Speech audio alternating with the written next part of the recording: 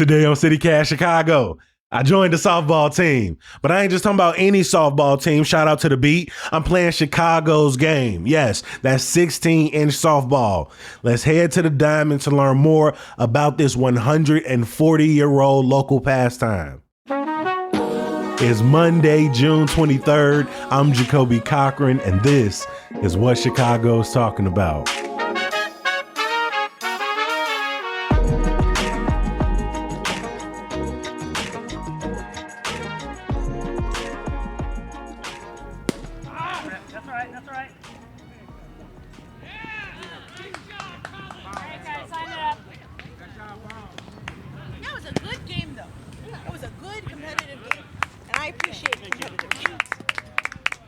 Yo, another Monday night, another day at Mozart Park in Logan Square for the KUP Media Softball League. I am joined by Axios reporter Justin Kaufmann and longtime softball enthusiast. Justin, welcome back to the podcast. Thanks. I saw you like 10 minutes ago, and I forgot what happened. I forgot what happened 10 minutes ago. So as y'all know, I am playing on The Beat, which is made up of freelancers in the Chicago journalism community. When y'all are hearing this, we played against Axios Chicago just a couple minutes ago in my timeline, and we lost a very close 9-5 game. It's not as close. It was good. I'm going to throw very close on there. No, we just finished a competitive 9-5 game. Axios bested us. This is my first year playing in the league. How long have you been playing in this particular league? Okay, so I played this league, started in 2010. Mm-hmm. So it was for a while it went dormant. The media league went dormant. And then we resurrected in 2010 playing at Mozart Park, which is it's a little league diamond at Fullerton and Racine. Mm-hmm. You're on top, kind of like Sweet Mandy B's bakery right there. And it's all kids playing at fourth grade level, and then we're out there swinging bats for the fences, hitting houses and stuff. So we've grown from that point to a more suitable place in Mozart Park. Mm-hmm. But that was 2010. So this league's been around for 15 years. It's 15th anniversary. This is my first time ever playing in a professional softball league. But I grew up, my family played a lot when I was a kid. Family reunions, the summer. Was this a part of your childhood as well? Yeah. Growing up in Chicago, you essentially, the hot dogs are on the grill, maybe got some beef cooking, whatever it is. And then once that's digested, everyone gets out there. Cousin Tony gets out there with a beer in his hand. I have a distinct memory of our neighbor holding an old style in his hand trying to catch the ball at third base. Mm-hmm. And I feel like that is quintessential Chicago softball, when you can actually try to field the ball with an old style in your hand. All right, so obviously when we say softball, we are talking 16-inch softball.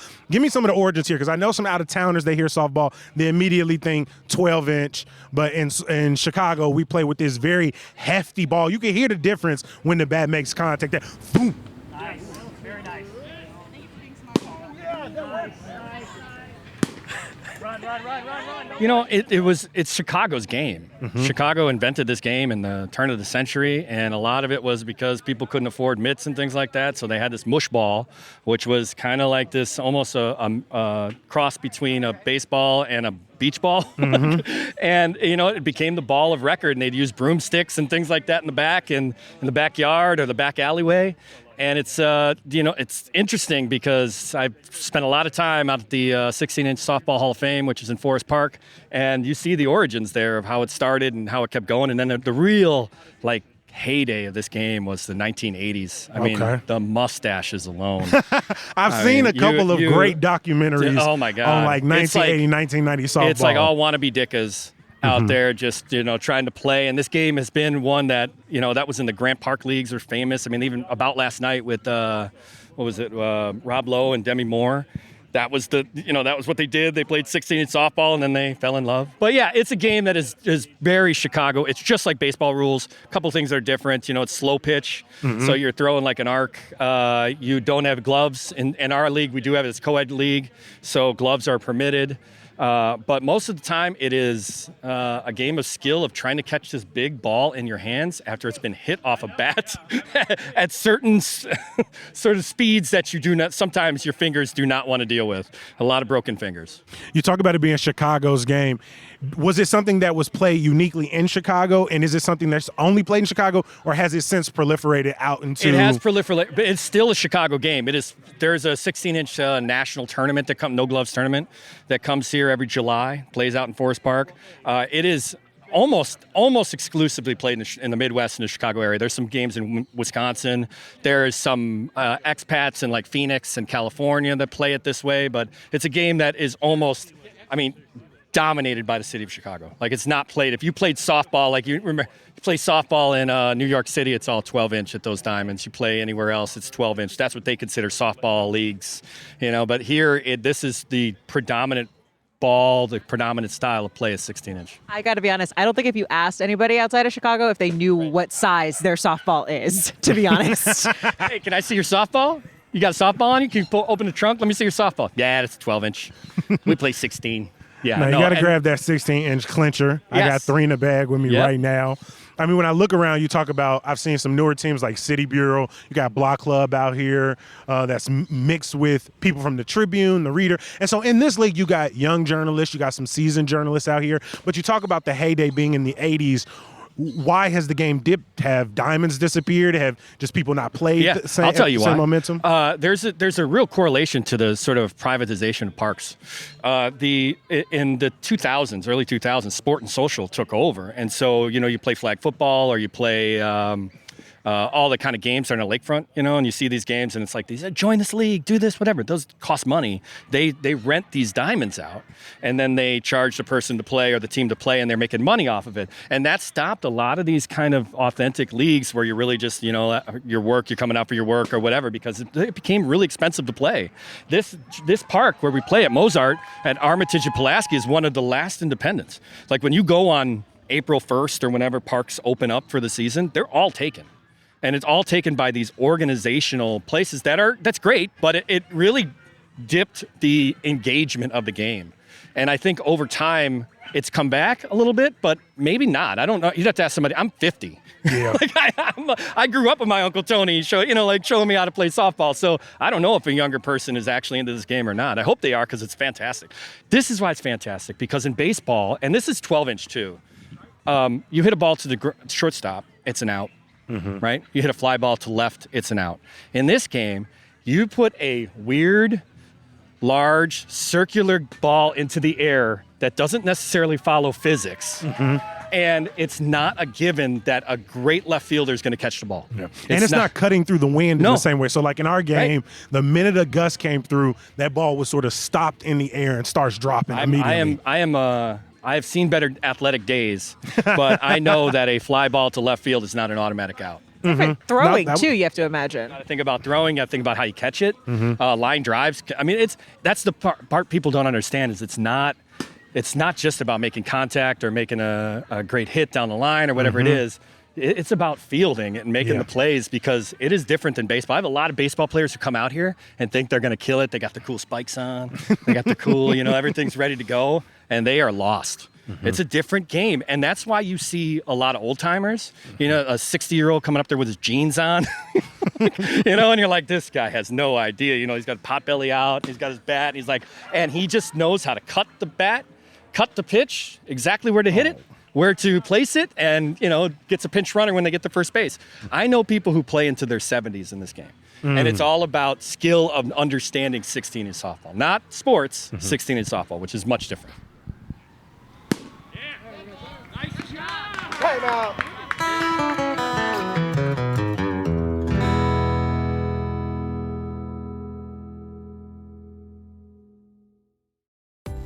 This episode is sponsored by Babbel. Have you ever picked a vacation spot based on where you won't need a phrase book? With Babbel, the language barrier no longer has to hold you back. You can start speaking a new language with confidence thanks to Babbel's conversation-based techniques, which quickly teach you useful words and phrases about the things you actually talk about in the real world. Babbel has more than a dozen languages available for you to learn at your own pace, with material tailored to your individual proficiency level, interests, and time availability. I'm David Plotz, CEO of CityCast, and I've been learning Spanish with Babbel. What I really love about learning Spanish with Babbel is that it works with me where I am. The app and the website keep track of what I've learned. They help me review what I probably forgot from last time, and always is keeping me engaged with a new challenge based on actual conversations I might have in Spain or Mexico or Colombia, especially food conversations, because I love food conversations. So get talking with Babbel. I want you to learn another language, so I'm teaming up with Babbel to give you 55% off subscriptions, but only for CityCast listeners at babbel.com/CityCast. Get up to 55% off at babbel.com/CityCast, spelled BABBEL.com/CityCast. Babbel.com/CityCast. Rules and restrictions may apply. When we talk about something belonging to Chicago, oftentimes when we drill in there may be some segregation in there, right? It may only belong to certain parts of the city and not be, universal. Is 16-inch softball truly universal in Chicago? It is. The South Side Washington Park leagues are legendary. The leagues that are played in South Shore are legendary. I don't think that you see a lot of leagues share like everything in Chicago. You go onto the north side, it's probably going to be all white people. You go on the south side, it's all black people. But so it's segregated in terms of maybe who's playing where, but it's being in played, every neighborhood. It's being played in neighborhoods across Chicago. It's not like this is just a white game or a black game. It is a Chicago game. It is, some of the best teams that have ever played this game were Southside 16-inch softball teams. The kind of stuff where they're getting into the Hall of Fame and you see their numbers and you're like, wow. I always try to write about it for Axios too, of who gets in the Hall of Fame. They have the class that comes out in July, right? And they'll say, here's who it is. And they'll be like, Doug DeZenzo. He's a 71-year-old, played on the Melrose Park Solozzi Edelson team and from 1986. And thank you. Are they serious about people who go in? Is this not a gimme Hall of Fame? No, it's not. What? Oh, yeah. Mike's a Hall of Famer right there. The ump who's a great umpire here. You got it! Missed a couple calls in my game. I let him know, though. On both sides. I let him know. But yes, so Mike's a Hall of Famer. There's a lot of Hall of Famers that are around the game, even in this Media League. And the Hall of Fame has helped out the Media League and sort of like, they'll live stream it and things like that. Like they've really kind of embraced. I think it's been a mutual thing for us. Which club has the most championships in Media League history? The Reader. I believe the Reader is number one. I have 3. No big deal. I know you guys you lit up. You didn't realize you were in the presence of greatness. Been in the championship game like 5 times. Have coached a couple teams that have gone to the champs. But as this league gets older, the players get younger. And so as Jacoby will, I'm sure, attest, when you play some of these teams from Odyssey Radio or from WGN or from CHGO, they're a lot younger. They're athletic some of these and they're teams 22 are years actively old. recruiting and people. they're not necessarily with the team that they say they're with. But I love it. I love that there's ringers. I love that people are playing. It's great. It's great. What do you think the game needs for that resurgence, Is it media attention? Is it a professional softball team? What do you think will kind of help? There's nothing better than a softball league in the summer. Look at us right here. We're recording this interview, and there's music playing, and there's people watching, and it's in this great neighborhood. It really is the story of Chicago in the way that it brings people together, and you see people batting right now, and they're different. Everybody. And so I think it would be great if this, and the city has done this. I think like a couple of years ago, they tried to do like a softball tournament. I've seen they're going to do some like softball at night, basketball at night. And I think that is good. I hope that, there's more attention for the game. I don't ever want to see the game die because it shouldn't. It's not like no one's trying to make money off this, right? We have to spend money. Park's getting our good earned money at the Mozart Park, all the different league teams pay into the league. But I would like to see more people recognize how important this game is to Chicago. How easy is it? We got an entire media league here with 15 years. How easy is it to start a team? Because I think one of the things that's maybe toughy is if you want to get into pickleball, you can go out there, you and your friend, and start pickleball. Right. You want to get into softball, you need League. 8 friends potentially, Well, yeah, exactly. And there's some really classic leagues in Chicago. The leagues on the lakefront are great. The leagues at Humboldt Park are legendary. I'm not really sure how you get on a team. I was going to say, can you just go and just like be a free agent and say, like pick up basketball? You just go and say, I got next. I think you can if you know, it's just like Chicago. You got to know somebody. If you know somebody, then you could probably get on a list to get it. Like, because that's happened in this league before, where people are like, hey, I'd like to play. I got a roommate who wants to play and that kind of stuff. So when you talk about starting the league and so you do still have to contact the park district and reserve the fields and things like that. But is there any other startup to it? You got to pay for the umpires. So, in our case, we have 2 awesome Hall of Fame umpires, and they get paid to do these games. You will have to pay the league fee or the park district fee to rent this space for as many weeks that we're doing it. And then I think the commissioner takes a cut, too. I know, right? And then we had a team fee. Right. For our jerseys. Yeah, and you things probably that. have that too. So it's clear there's some small barrier to play, but on the other side are a bunch of highly engaged, really committed teams and players.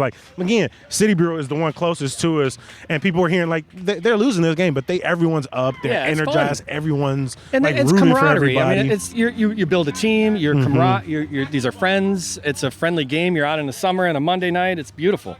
Yeah.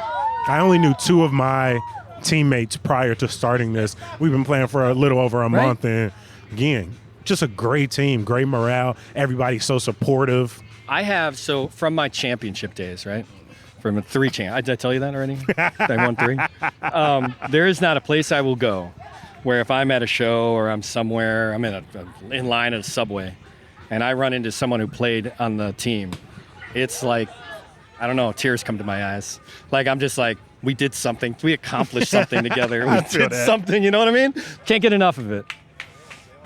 Hey, I want to give a huge thank you to our guest today, Axios reporter, soon to be at some point 16-inch softball Hall of Famer.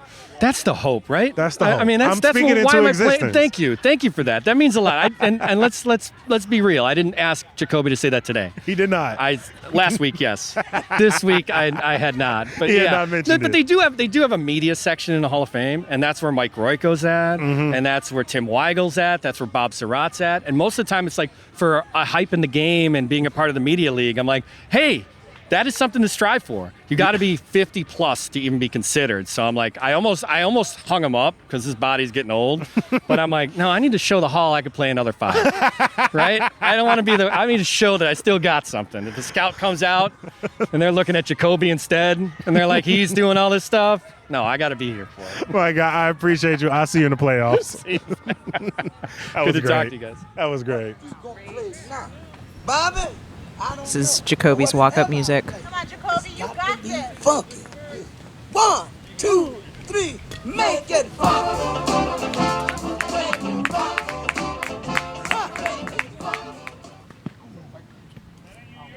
You got it, Jacoby. You know what to look for. There's a strike on the first one.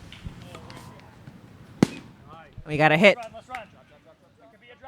Hell yes, and he's on base. He's on base. Oh, he's going to second. He's going to second. Go, Jacoby.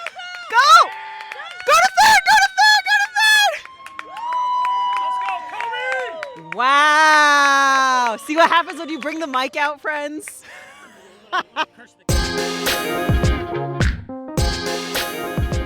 Of course, we can't get out of here without some good news. Tonight, the American Writers Museum is hosting American Prophets, Faith is Funny, comedians on writing, religion, and culture at the Studebaker Theater, featuring Gibran Salim, Hari Kondabolu, Peter Sagal, and Kate Sidley. I'll drop a link in the show notes for you.